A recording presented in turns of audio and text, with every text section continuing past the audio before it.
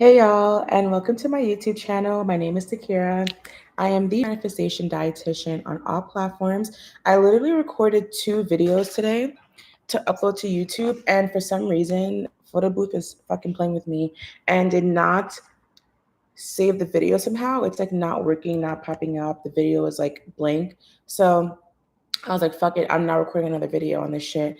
I'm gonna upload a YouTube live. Well, not upload, but I'm gonna start a YouTube live. So this is my first YouTube live, and I'm very excited because we're gonna be talking about how to manifest either weight loss or weight gain using nutrition and subconscious reprogramming, which is basically changing your mindset. So I have my notes on my phone. But before we get into that, make sure to follow me on all platforms at the Manifestation Dietitian and download my app, the Manifesting It Girl app, because it is free for the whole month of September. And then after that, I have like I don't know what whatever this like hair sticking up, whatever.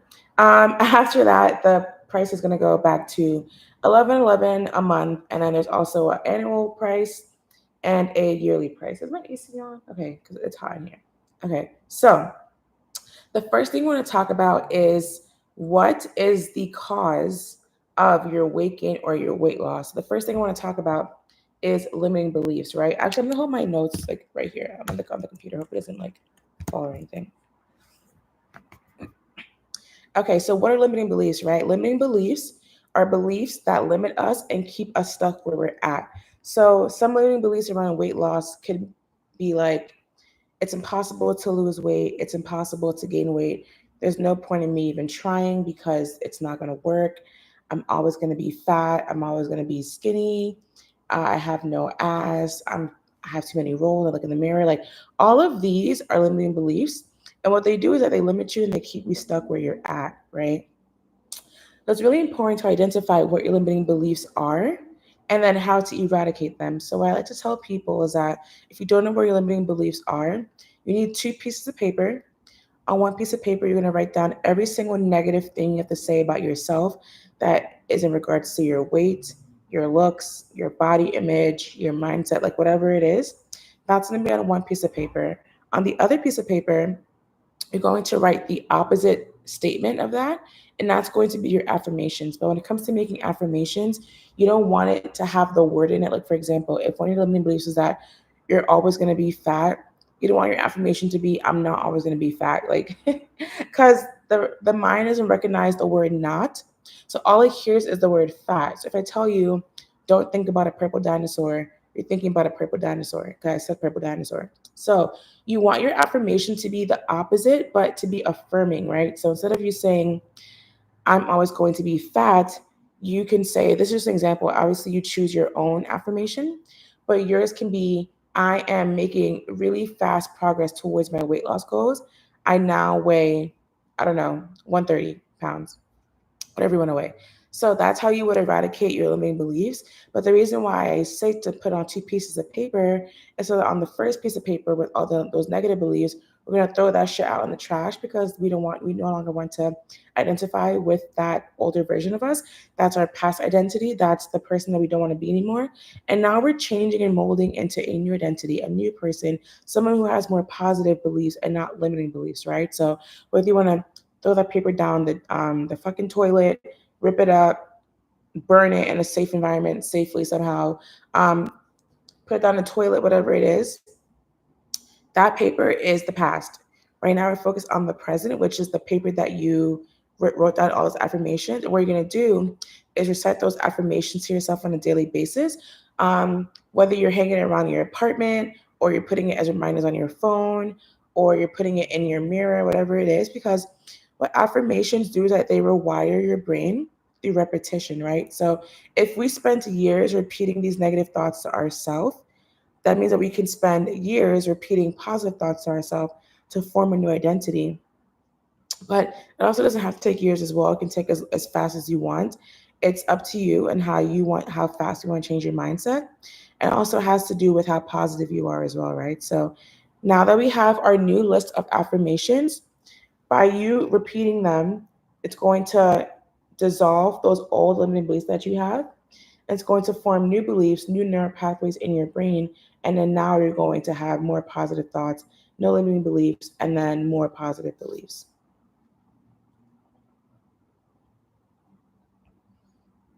So that's one of the first reasons why you're either not gaining weight or why you're not losing weight. The second thing, which is similar, is negative self-talk. When you're looking at yourself in the mirror, what are you saying to yourself? Are you complaining about your acne? Are you complaining about your body? Are you complaining about how you look, how you can't fit into these pants anymore? Like, what are you saying to yourself? And is it positive or is it negative? If it's negative, we have to start switching that around. What you want to do is whenever you catch yourself saying these negative things to yourself, you stop yourself in your track, you clear, cancel, delete, you say the opposite thing and you keep it pushing. That's really it. Like, say the opposite thing, say it a few times, repeat it, and then you move on about your life, because repetition dissolves resistance, right? So the more you repeat something, the less resistance, the more you are to believe it, and the more it becomes your new identity, your new thoughts, right? Because sometimes you may feel resistant to saying these things because you're like, it's obviously not true. Like, in reality, this is not true. This is stupid. It doesn't work. Fuck your reality. Fuck the 3D. Focus on what you want, which is your goals of either your weight gain or your weight loss. So we need to eradicate that negative self-talk immediately. And what I like to ask people is that if you have a niece or a nephew and they were saying the things that you say to yourself, what would you tell them? Would you even allow them to say things like that, right? So if you would not allow your niece or nephew to say the things that you say to yourself, or if you had the child version of yourself next to you and she was saying those things to you, would you let her say those things? Like, obviously not, because they're a little child. Like, why would they say those things to themselves? And same thing for you. Like, you're not a child, you're an adult, but at the end of the day, you're a human. So why are you saying these negative ass things to yourself? That has to stop. That has to stop, because how do you expect positive results with negative self-talk? How do you expect to lose weight when you're already talking about how fat you are, how it's impossible to lose weight? And how can you expect to gain weight when you're complaining about how you have no ass, how it's impossible to gain weight, how you're fucking sticks and bones, whatever the fuck you want to say, you know? So it's really important to have positive self-talk. The third reason as to why you're probably stuck as to where you are is you have poor body image issues. So whether you have body dysmorphia or whatever it is, when you look in the mirror and you see something that is not what it really is, like, for example, I definitely grew up with a little bit of body dysmorphia because I was really skinny growing up. Like, I was very skinny. I always had a flat stomach, and I was very proud of myself for that. But I never thought that I was skinny enough. Like, I was always taking laxatives, always trying to punish myself for eating like sweets, doing exercises, demonizing food, things like that. And it's like, with a poor body image, you can lose or gain weight, but you're always going to get back to exactly where you were at before, because your subconscious mind has stored your poor body image or your poor body self concept in your mind. So, because that's all the brain knows and that it's safe for the brain, it's always going to revert back to that. So, it's really important that you are having a positive body image, and that when you're looking in the mirror, you're saying positive things about yourself. You are loving and accepting your body for what it is right now at every stage that it's at. You're showing gratitude for your body, because we may be so focused on our weight, but our bodies are literally capable of healing ourselves. Like, we have multiple organs that protect us and that help us to detoxify our bodies, protect our other organs, protect our bones. Like, our bodies are magical machines and we don't show enough gratitude for them. We have lungs that pump air throughout our bodies. We have our hearts that pump blood throughout our bodies. Our brain helps us to function on a daily basis.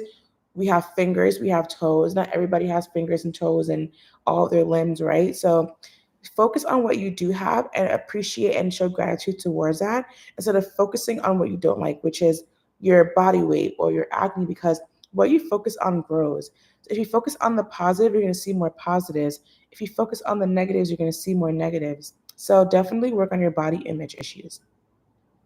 The fourth reason as to why you're probably stuck where you're at is also because you have a bad or pessimistic mindset, which all of the things I listed before are part of having a pessimistic mindset.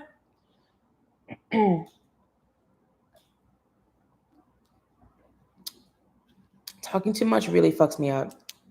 But If you are always looking at the glass as half empty instead of half full, you're always like playing victim, having this victim mindset, or it's like, why me? Woe is me? Nothing ever works for me. Why is this happening to me? Why am I fat? Why do I have PCOS? Why do I have this? Why am I obese? Why do I have diabetes? Like, cut all that shit out because everything starts within you. And this country has a really bad habit of blaming things on external factors and circumstances instead of looking within. Like whenever something is wrong, we're so quick to blame it on something else externally instead of looking within. Like for example, this is a really silly example, but I recently had my cats living with me, but I ended up becoming allergic to them over time. And if you guys didn't know, you can develop allergies due to poor gut health and poor immunity because allergies is your immune system overreacting to something that it sees as a threat, and that it's really not a threat, but your immune system views it as a threat. So it starts overreacting, trying to like get rid of that threat. So I had my cats in with me, and because my gut health deteriorated over the few years of me being in school, being stressed out, things like that, I developed an allergy to my cats. And while they were living with me, I was having horrible allergies sorry, every single day. I was sneezing, coughing, wheezing. I'm still coughing, even though they're back at my parents now. Itchy, watery eyes, itchy throat, waking up in the middle of the night to blow my nose irritated, like all these symptoms, right? And I kept blaming it on my cats. I'm like, oh my gosh, like my cats are killing me. Like I can't do this anymore. Like this is too much. Like I can't fucking breathe. All these things, right? But what I had to come to terms with is that it's not my cat's fault that I'm having these allergies. My body is telling me that there's something wrong that I need to work on, and that's my gut health and my immune system.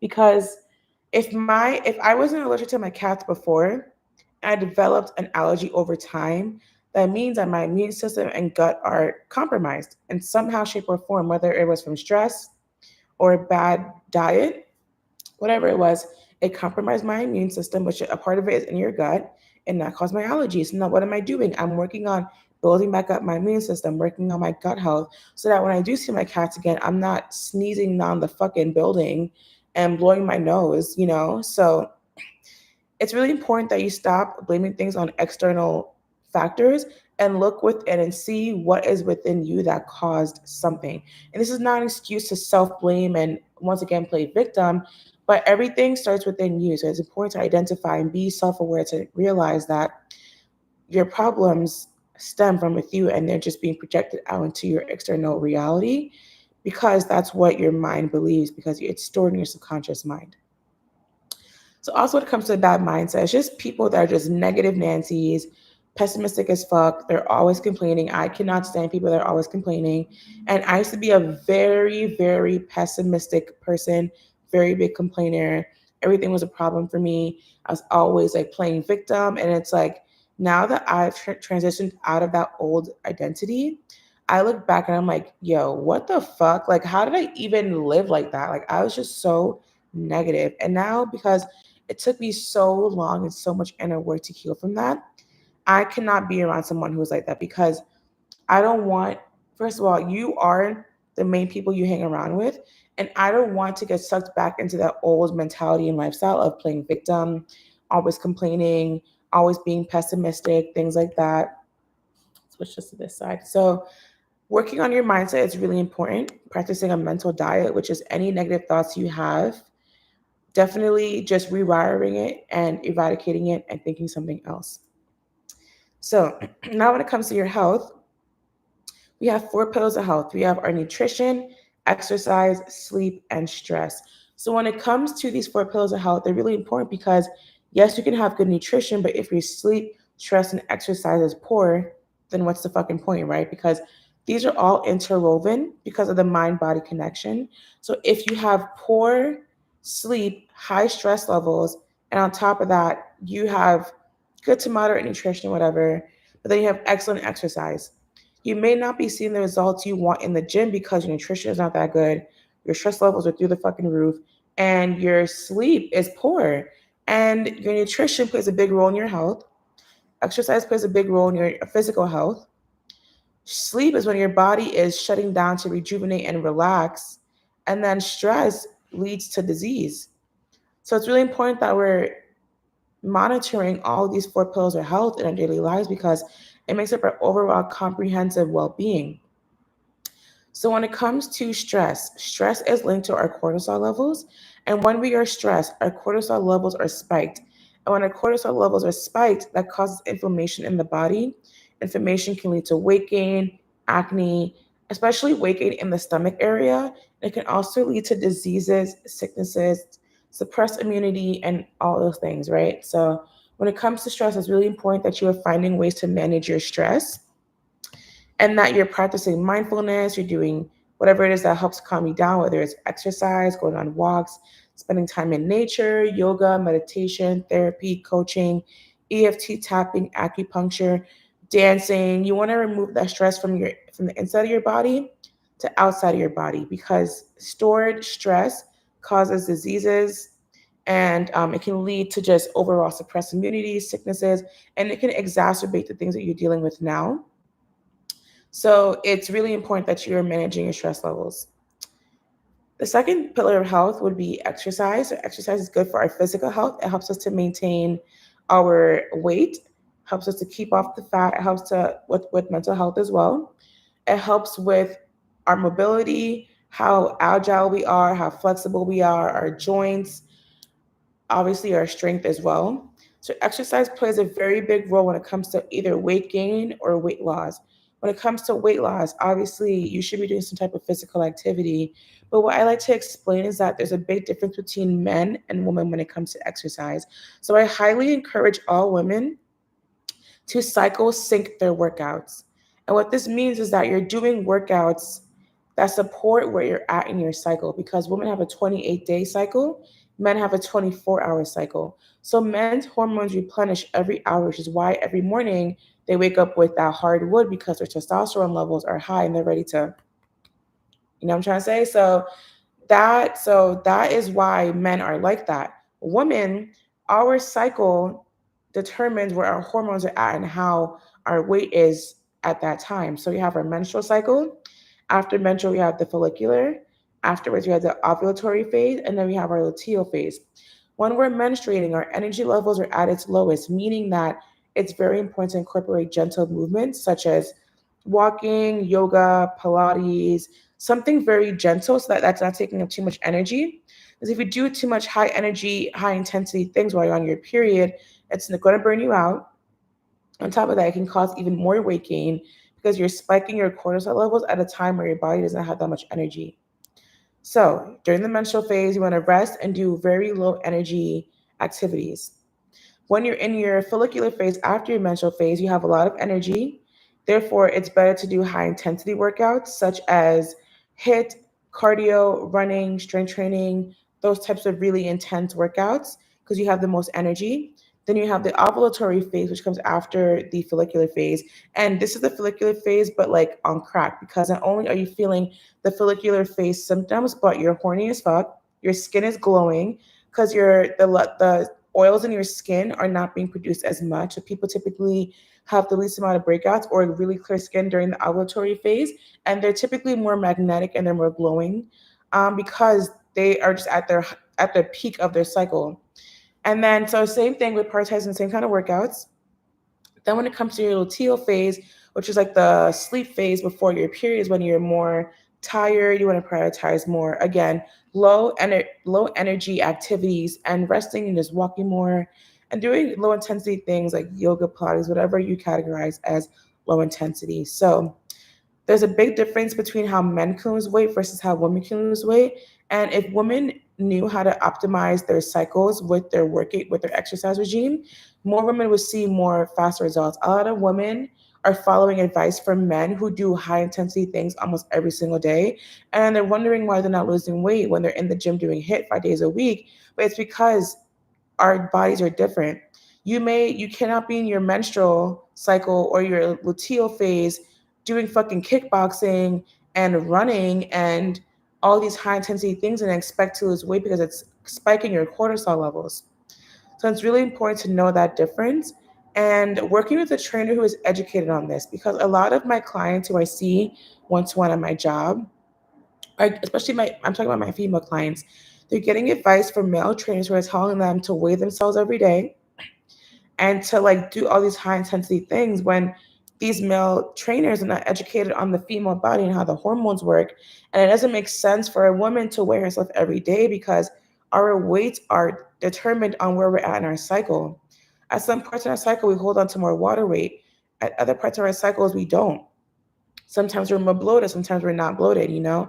It depends on where we're at. So it's really important to be mindful of the advice that you're getting from these people that are not educated on the female body. And now you educate yourself on cycle syncing and how to optimize your exercise by following your cycle. And then, so we talked about stress, we talked about exercise. Next thing is sleep. So, when it comes to women, we require at least 8 to 10 hours of sleep. Men can do good with around 8 hours of sleep.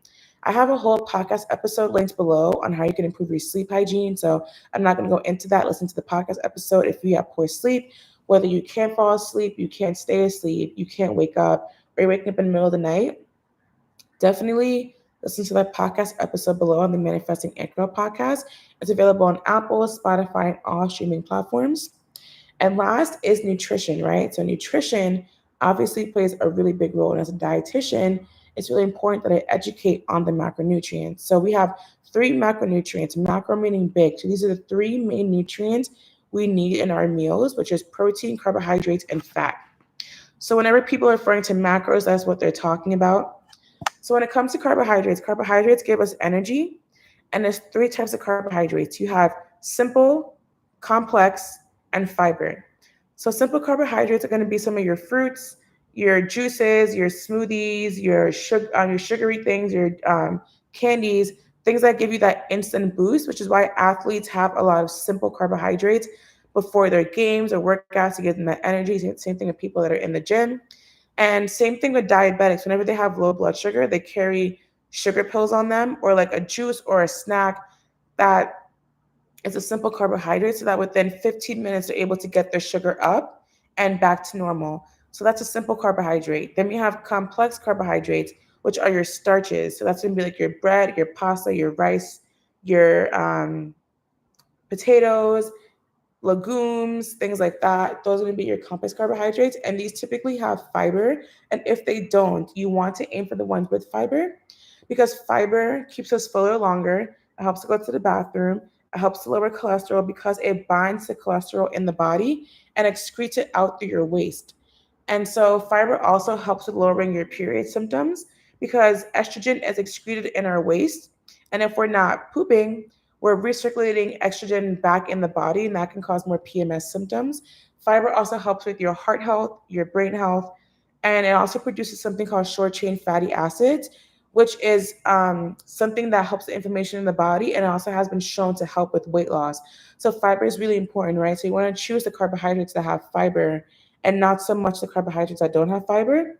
And even if the ones that you're eating doesn't have fiber, you can eat them in moderation, is fine because food is for enjoyment and also for cultural purposes. So it's okay to eat it in moderation, but you definitely want to focus on the carbohydrates that have fiber. Then when it comes to, I think it's protein. So protein keeps us fuller longer on less calories.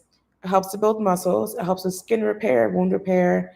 It helps with digestion because it helps us to produce digestive enzymes to break down our food.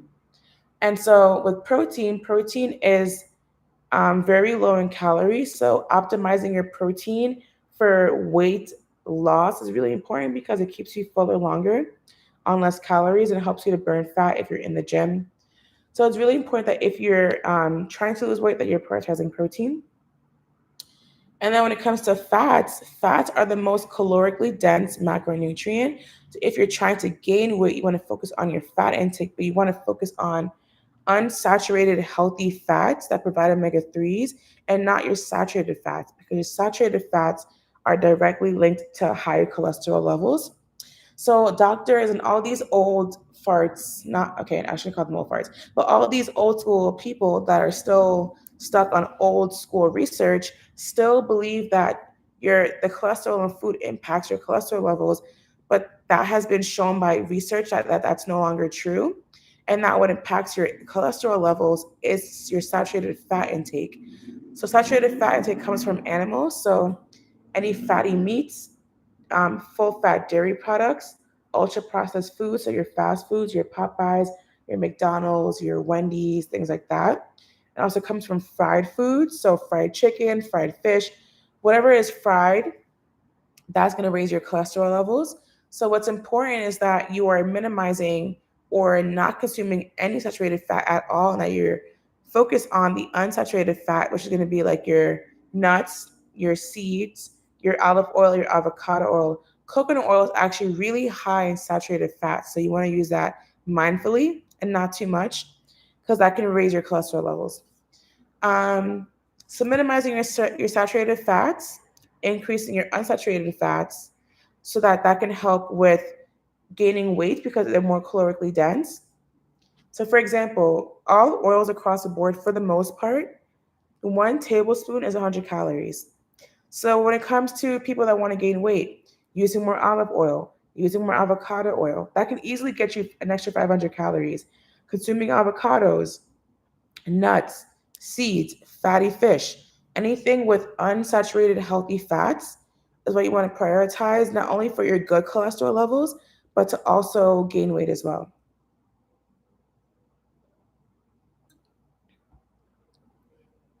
So, when it comes to meeting your weight loss or weight gain goals, weight loss, you want to mainly focus on complex carbohydrates and your protein.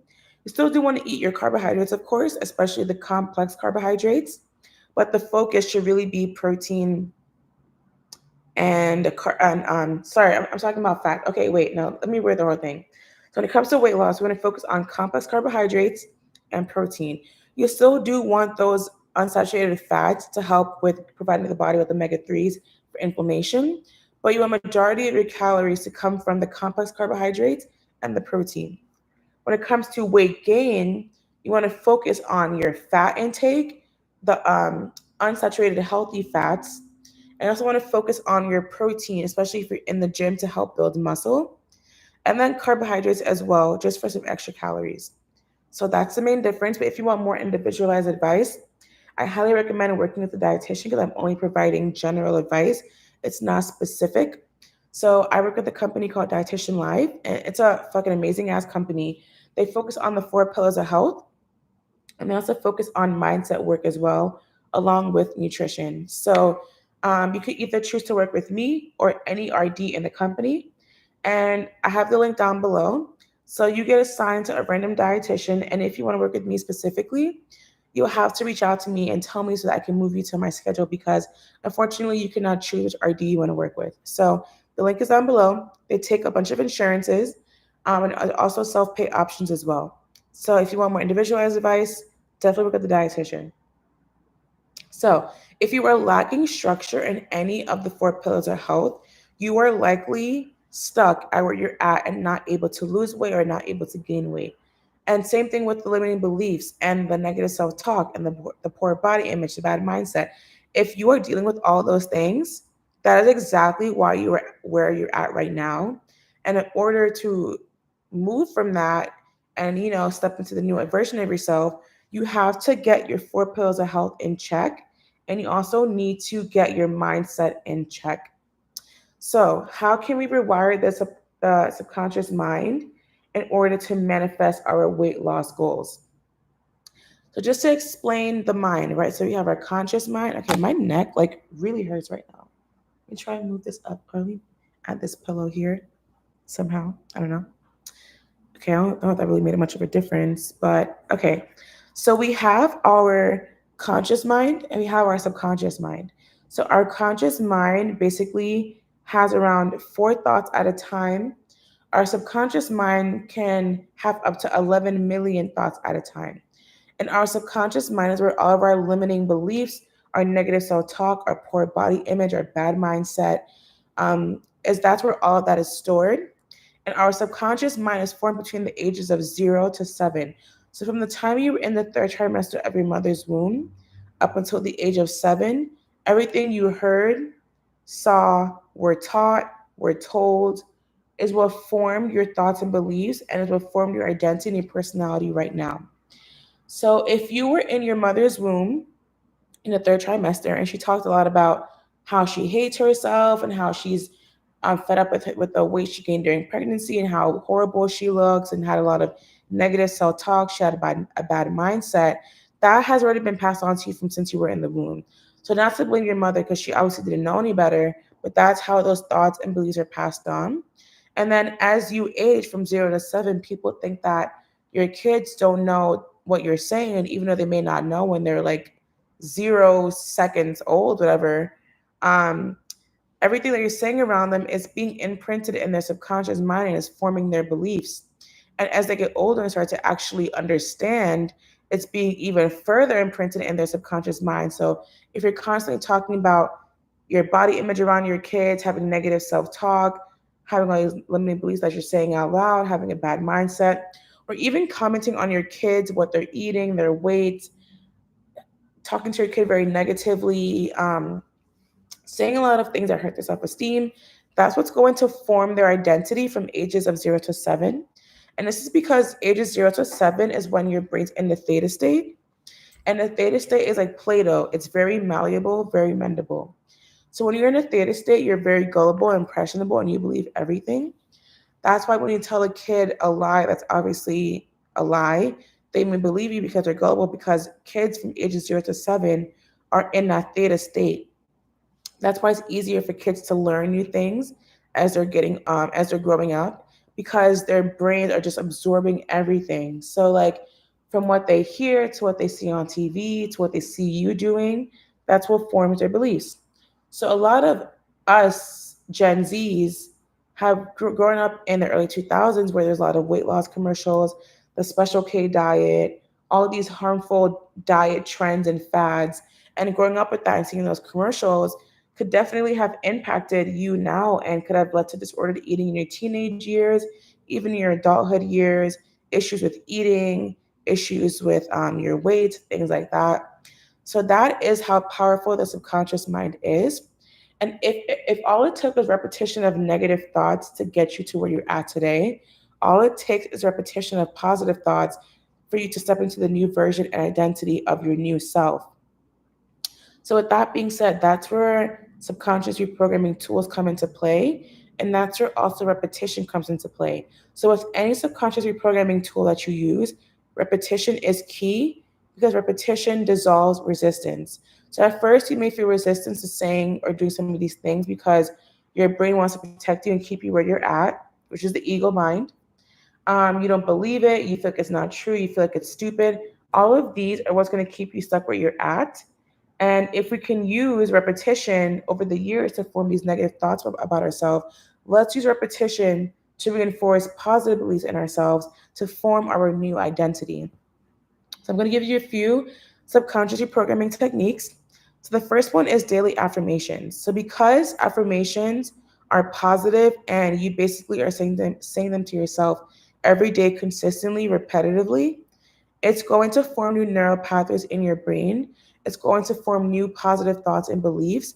And when you have new thoughts and beliefs, that's going to become your new identity because you don't attract what you want, you attract what you are. If you have a positive self concept, you're going to attract more positive things to support that. If you have a negative self concept, you're going to attract more negative things to support that. So it's really important. You know what? Fuck this pill, because this is not even working. I gotta figure something out here. My back really hurts. Okay, it's much better actually. Okay, so affirmations. So saying your daily affirmation is what's going to help to rewire your subconscious mind and help you to form those new thoughts and beliefs that are going to eradicate the old limiting beliefs that we threw out in the garbage before. And it's going to form your new identity. Once you have a new identity, you're going to show up differently. You're going to want to go to the gym. You're going to want to eat better. You're going to want to get better sleep. You're going to want to manage your stress levels. And you're going to actually get to your weight goals because when you have a new concept of self, it's shown in your external reality. So the affirmations I talked about earlier, it's best to recite them either verbally or in your mind first thing in the morning and last thing at night because this is when our brains are in theta. And as mentioned before, theta is a highly impressionable state. So you're more prone to believing and basically accepting those beliefs and affirmations to be true. And it's even more powerful at nighttime because you're carrying those positive thoughts into your sleep. And your sleep is the most powerful time to manifest because you transition from theta waves to delta, which is when you are completely unconscious and your subconscious is wide open. Like imagine like you're holding a bowl and there's just hella grapes being dropped in the bowl. Like this is your brain. At nighttime, your brain, your subconscious mind is wide open, and everything it's hearing is just being dumped in your subconscious mind to form your new beliefs. So I'm a firm believer in overnight sleep tapes, which is basically just like an affirmation track on repeat or like an 8-hour affirmation track. So you can either make your own on GarageBand, you can find one on YouTube. I have a few, I think I only have one overnight sleep tape on my YouTube channel. Or you can download an app like the Parrot app, not sponsored, but you can record your affirmations into that app and then it plays it on the loop for you. So you can listen to it all day if you want or all night if you want, but it's most powerful at night. And you can also do low volume as well. So that's like very minimal, low effort manifestation right there because you don't have to do anything except have it playing while you're sleeping, and you're sleeping so you don't really hear it. So that's great. Highly recommend that. I also put affirmations on my bathroom mirror, on my walls, as reminders in my phone, on my lock screen. So all of those help as well. I need some water.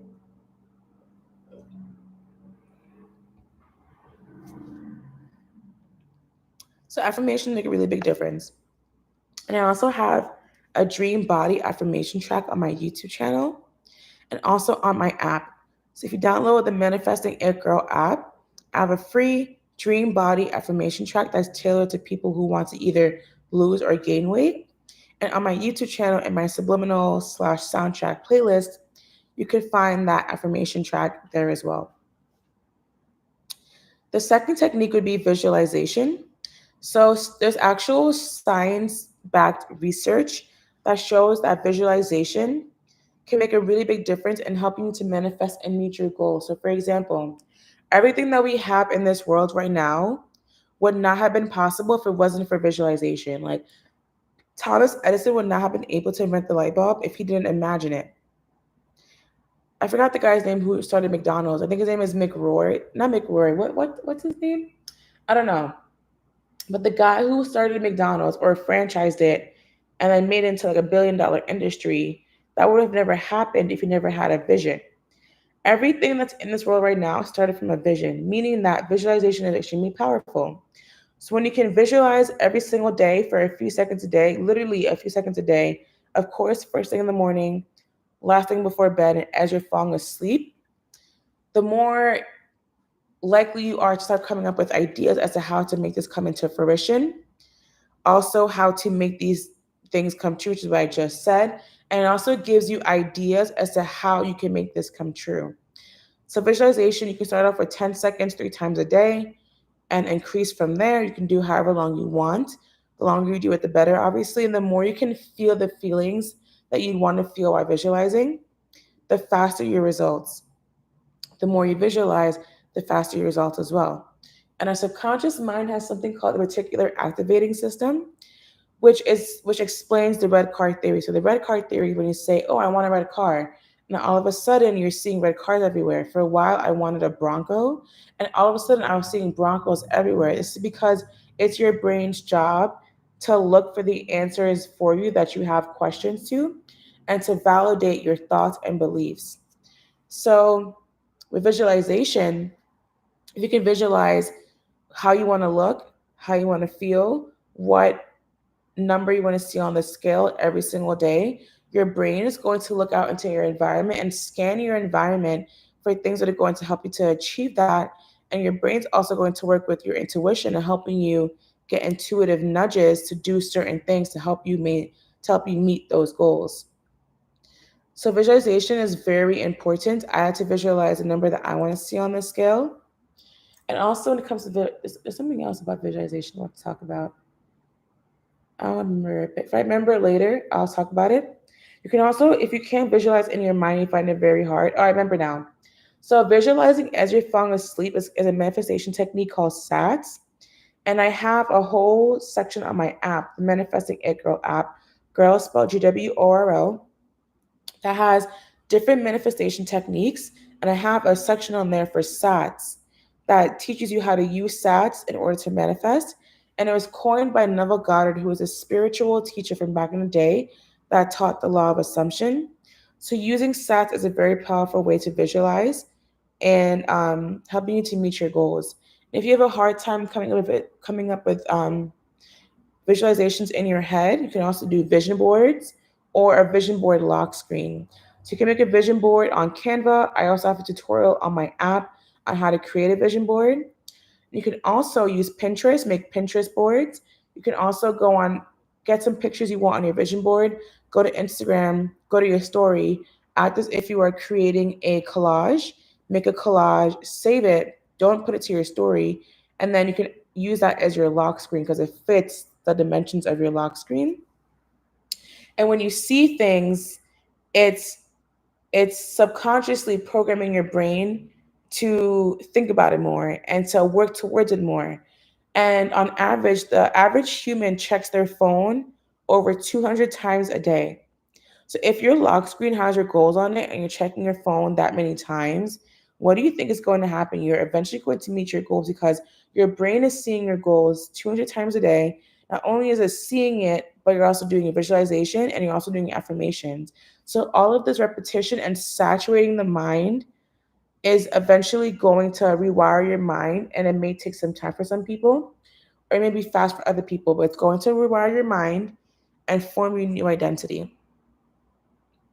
The last thing I want to touch briefly upon is the law of assumption, which is a universal law, which states that what you assume is to be true.